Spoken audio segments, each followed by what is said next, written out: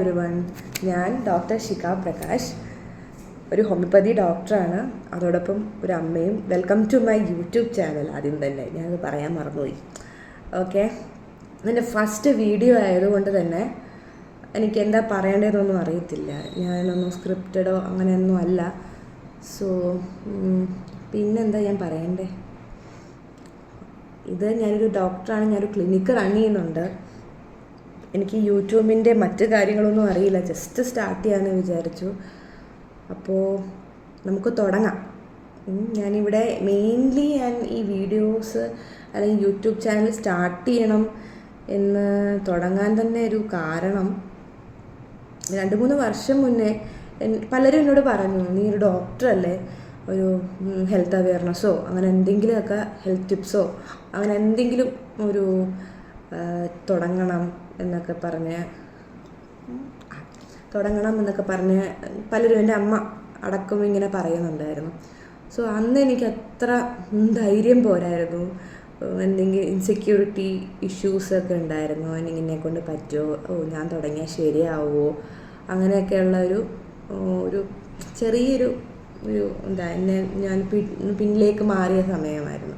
പക്ഷെ എനിക്കന്ന് അത്ര ഇൻട്രസ്റ്റ് ഉണ്ടായിരുന്നില്ല. എല്ലാവരും യൂട്യൂബ് ചാനൽ തുടങ്ങുന്നുണ്ട്, സോ ഞാനും കൂടി തുടങ്ങിയാൽ അത് ബോറായിരിക്കും എന്നൊക്കെ എനിക്ക് തോന്നി.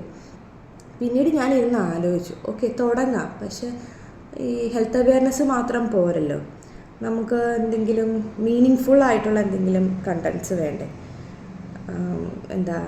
ആൾക്കാർക്ക് കാണണമെങ്കിലും കുറച്ച് ഇൻട്രസ്റ്റിംഗ് ആയിരിക്കണ്ടേ. അപ്പോൾ ഞാൻ വിചാരിച്ചു എൻ്റെ ലൈഫും എൻ്റെ എക്സ്പീരിയൻസസും അങ്ങനെ എന്തെങ്കിലുമൊക്കെ ഇടാം.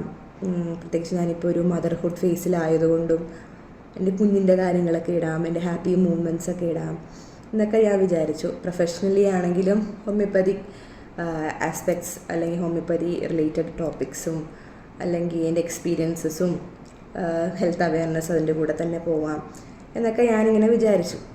അങ്ങനെയാണ് ഈ യൂട്യൂബ് ചാനൽ നമുക്ക് തുടങ്ങാമെന്ന് എനിക്ക് തോന്നിയത്. സോ ഞാനിങ്ങനെ ഇരിക്കുമ്പം പെട്ടെന്ന് ഇനിയിപ്പം അതിനെപ്പറ്റി ടോപ്പിക്സൊക്കെ തപ്പണം, അങ്ങനെയൊക്കെ ഞാൻ രാത്രി ഇരുന്ന് ആലോചിക്കും. പക്ഷെ എനിക്കൊന്നും കിട്ടത്തില്ല.